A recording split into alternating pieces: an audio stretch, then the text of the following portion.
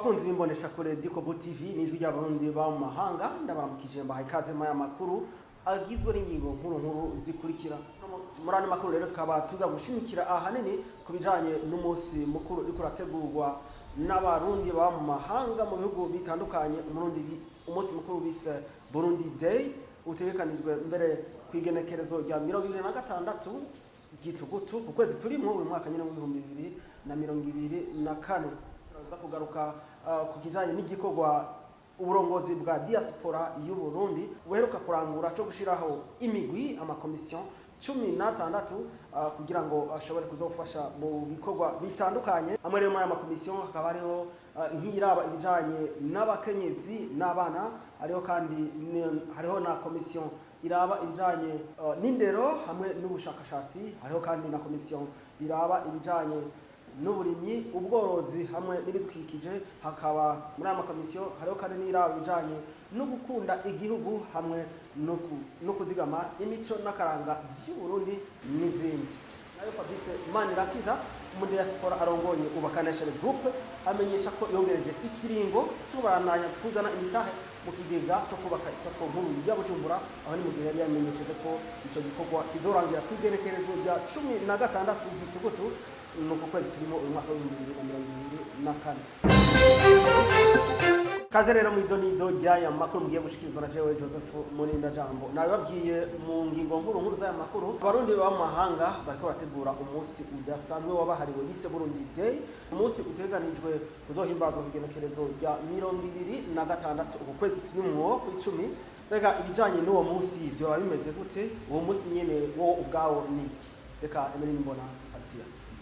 Burundi Day mu by'ukuri niki? Burundi Day n'umunsi washizeho n'abarundi ba mu mahanga aho bahura bakaganira ku bijanye no kungene bokunga ubumwe, ingene bohura kugira ngo baterere mu iterambere ry'igihugu bakomokamwo.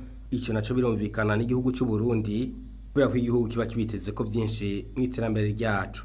Burundi Day izohimbazwa ku isi yose ku ncuro ya mbere, hazoba ari kwigenekerezo rya 2026 ukwezi kw'icumi 2024. Hano ni abarundi bari mu bihugu bitandukanye ku isi bazohurira hamwe kugira ngo bace hirya no hino ibijanye n'iterambere ryabo aho bari mu mahanga, eka mbere batibagiye n'ibijanye no guterera ivyiyumviro kugira ngo igihugu cy'u Burundi kizoshike ku mbona kazoza y'igihugu cifashe kandi giteye imbere. Uwo munsi mukuru rero uzohimbazwa ku isi yose mu bihugu bitandukanye. Abarundi bazohurira hamwe kwigenekerezo rya 2026 kuno kwezi, hazoba ari hagati y'isaha 8 hamwe n'isaha 1 z'ijoro mu bihugu bazoba barimo. Ivyo bazoganira ko hanini bizoba ari bijanye n'ingene boteza imbere igihugu cy'u Burundi basanzwe bakomokamwo. Birumvikana bazoganira kandi ku bijanye no kwitangira inyubakwa ya diaspora ndundi, inyubakwa izubakwa mu gisagara ca Bujumbura. Inyubakwa mbere izoba yerekana kwitera iteka ku barundi baba mu mahanga kugira ngo bashobore no kugira aho babarizwa nk'abarundi baba mu mahanga. Abantu benshi baribaza bati mbega kuri uwo munsi bazoba bambaye gute? Ku munsi w'igenekerezo rya 2026 abantu bazitabira uwo munsi wa Burundi Day bazoba bambaye impuzu zirangwa amabara ayakurikira: ibara ryera, ibara ry'urwatsi rubisi hamwe n'ibara ritukura. Abarundi rero baba mu bindi bihugu baza mbere baramaze gutangura kwitangira inyubako ya diaspora ndundi, aho twavuga nko mu gihugu ca Kenya, Tanzania, leta ya Arizona na South Dakota muri leta zunze ubumwe za Amerika. Amafaranga amaze kwigeranyo yababa muri yedi w'amafaranga y'amarundi. Uwo munsi rero kazobora kajyo kukwibukanya imico n'akaranga biranga abarundi aho bari hose kugira ngo barushirize kwerekana ishusho nziza y'igihugu cy'u Burundi mu mahanga. Tubashimire.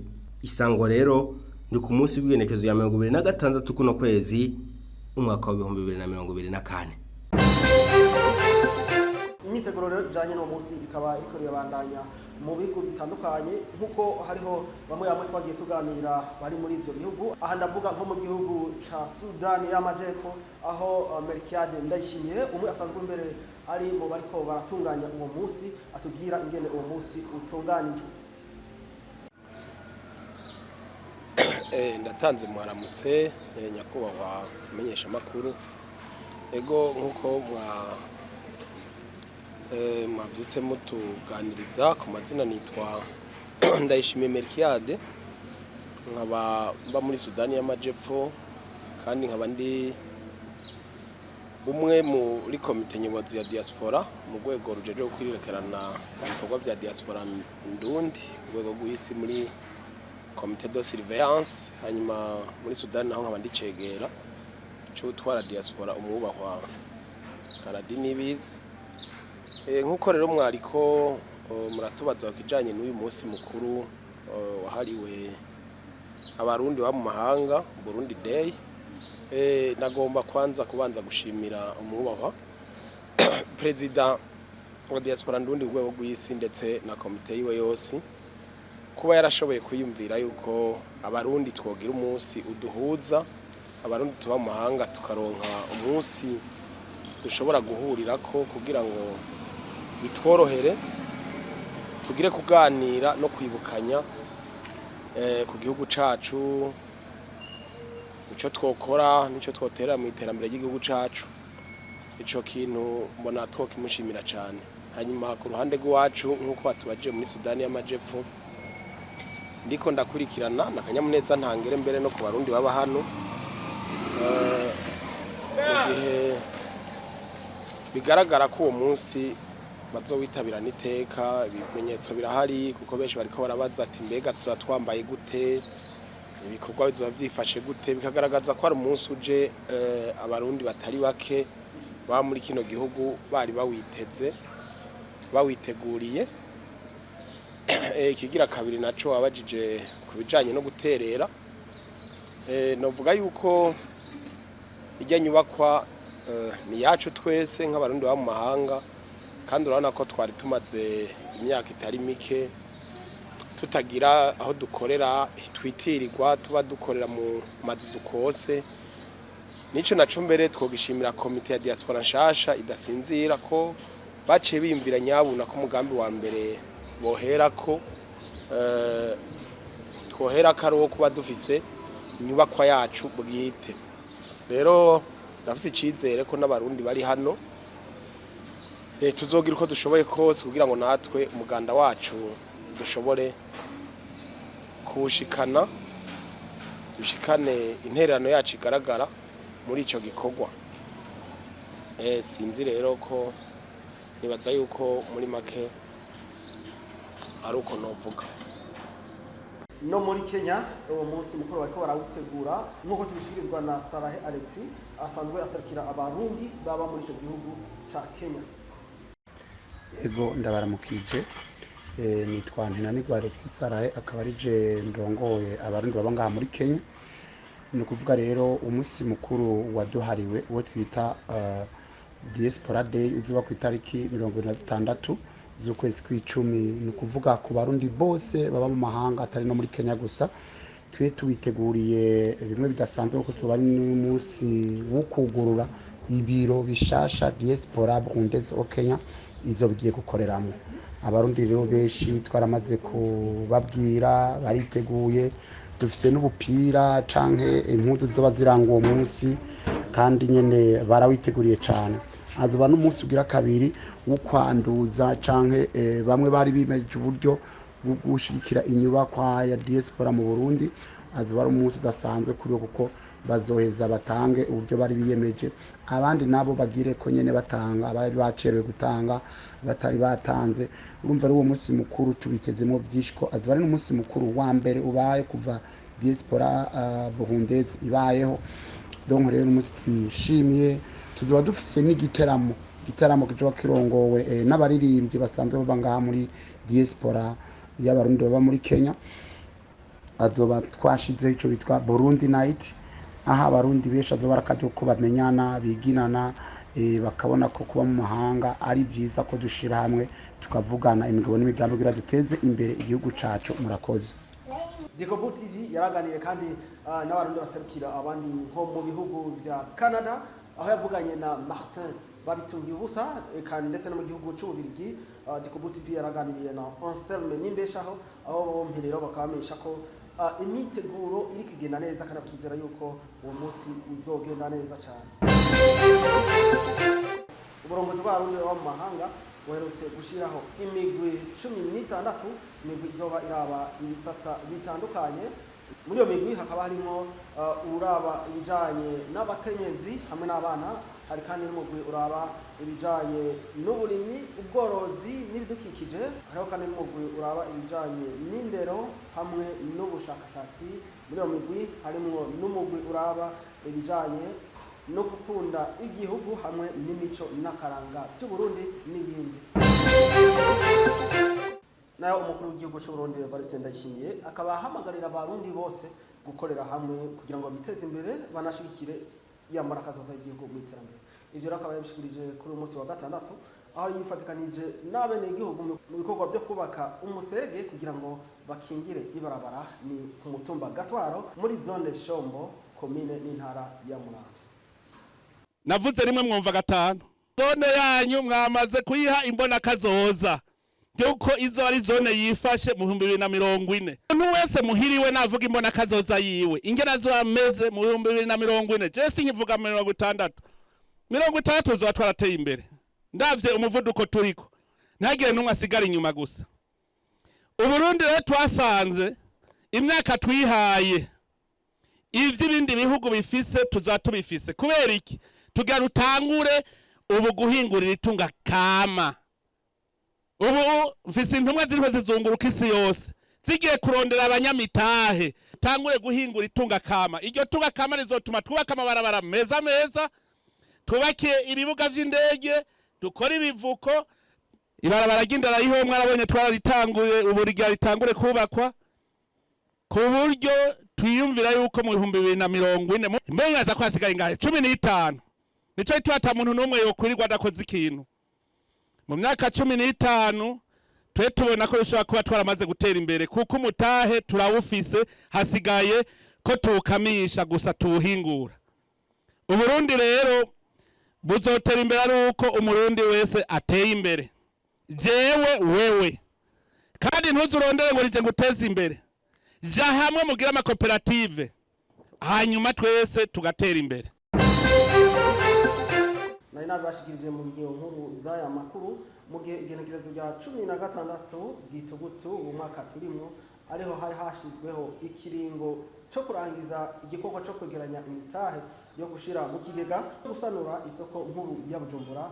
Fabrice Manirakiza mu diaspora arongoye ishyirahamwe Ukaba Nation Group amenyesha ko ico gikorwa kigiye kubandanya. Uno musi rero ni umusi urangije ukwezi kwa mbere turiko dutanguye ibikorwa byo kwegeranya imitahe mu kigega cha One Africa Investment Fund kizofinansa iyubakwa ry'isoko rikuru rya Bujumbura kandi ari kigega cy'abarundi twese. Nkunze kubivuga ati ni ikigega kirengeye amoko, kirengeye imigambwe, kirengeye amashengero, ikigega cy'abarundi twese. Rero nkavuga ati icyo shaka kumenyesha nyamukuru ni inzira yo kuvuga ati ikigega kibandanya cyakira imitahe. Ikigega kiruguruye, ikigega kizokwama cyuguruye kuko ukushiramwo umutahe uko novuga ati uguramwe imitahe ni kuneza yawe ni kunyungu yawe. Rero uno munsi twashaka kubamenyesha ko ibikorwa twabitanguye ku tariki 16 z'ukwezi kw'icenda mu 2024. Uno munsi rero tukaba dukwijije ukwezi kwa mbere. Rero kujya twabibemereye ko tutazohengekanya kubandanya tubabwira uko ibintu biriko biragenda. Ni mu nzira rero yo kubaha update, ni mu nzira yo kubabwira uko ibintu biriko biragenda, mu nzira yo kubandanya hegeranywa ubwo buryo bwo muri ico kigega no kubereka aho ibikorwa by'isoko rikuru rya Bujumbura bigeze. Ngira muravyibonera ko tumaze gutera intambwe itari nto.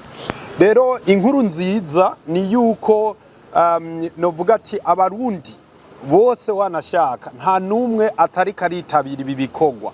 Icyo vyerekana nuko kugeza kuri iki kiringo mu kiringo cy'ukwezi kumwe gusa tumaze kwegeranya amafaranga arenga miliyaridi 3 z'amafaranga y'amarundi. Tukaba tumaze kwegeranya kandi amafaranga arenga ibihumbi 300 by'amafaranga y'amadolari y'amanyamerika. Aha turafise amaliste. Iyi ni liste ya konte imwe yo muri Bankobo. Iyo konte imwe already muravyibonera ngaha imaze kujya ko imiliyaridi 2 ni miliyoni 550 n'ibihumbi 786. rero ngira murumva ko kandi kujya novuga ati iyi yose izi impapuro zose ni liste za babene gihugu bose ngaba batanga babandi bagenda baratanga ibihumbi 103. Rero ngira murumva ko ni akamo kitabiriwe na bose. Ikindi naco aha nyene tukiri kuri konti imwe yo muri Bankobu ngira muravyibonera ibihumbi 180 by'amafaranga y'amadolari y'amanyamerika. Aha rero novuga ati ni indication nziza, ni akaryo keza ko kwerekana iyo ntambwe imaze gutegwa, kandi tukabandanya duhimikiriza abarundi twese ko twoguma tubyitabira ku neza yacu, kuko ndakunze kubisigura kandi nzoguma ndabisigura. Abariko baragura imitayi muri iki kigega ntibariko barashira amafaranga kwa Fabrice, ntibariko barakomeza Fabrice, nibo nyene bariko bariteza imbere, nibo nyene bariko barikomeza, ni imiryango yabo bariko baraziganiriza kazoza ku neza y'u Burundi, ku neza y'abarundi, kujya nagenda bivuga ku buryo n'ikinyenjana kizovuga ati abarundi bariho mu 2024 baratanguye umuco canke iterambere nyakuri ku barundi bose bazoza. Rero mbandanye sigura novuga ko nsubiremwe mvuge yuko ikigega cyugururiwe bose kandi kibandanya cyakira imitahe. Muganda ashaka gusigura neza kujya twababwiye ko kugeza ku tariki ya 16 abazoba bamaze gutanga imitahe, babandi nariko ndabereka bamaze kugira ya ntambwe yo kuriha imitahe yabo. Twebwe novuga ati nk'abagwanira inyungu z'abariko barashiramo inyo mitahe, ikituragishinga no kugira batangure kuronka inyungu, batangure kuronka value, novuga ati ku mitahe yabo hatangure kuduga ko value. Arico rero twaciye tuvuga ati aya mafaranga rero amaze kwegeranywa nga, kubera kijya nagenda basigura ko amafaranga ari bloke, ari mu makona ari bloke, kugezaho inzego z'ikigega kujya twagiye turabibabwira zizoba zagiye. Hatwovuga nk'abo bita ba trust, twovuga nk'aba custodian, twovuga nk'aba register. Ivyo byose rero nivyo turiko turakora n'ababijejwe kugira izo nzego zijeho. Bica bisigurika ko nta numwe afise uburenganzira bwo gukora kuri aya mafaranga, nta numwe afise uburenganzira bwo gukoresha amafaranga y'abanyamitahe. Izo nzego zijejwe novuga ati kuyasekiriza zitarajaho. Rero mu ntaure neza igikogwa ubu nicyo guplasa ayo mafaranga. Mu minsi yeze mwarabibonye turiko turagiranira ibiganiro na banki nkuru y'igihugu, banki centrale, tugiranira ibiganiro n'inzego zibijejwe, tugiranira ibiganiro n'aya mabanke tuzofashanya hano. Muvuga cyane cyane nka CRDB, novuga nka twabateguriye akaba ari no ngaha arangiriye. Ndabashimira mwebwe mwese mwariko murakurikira Dukobu TV mu bana mimbagwa n'inganiro Dukobu TV ibashikiriza. Ni Joseph muri ndajana.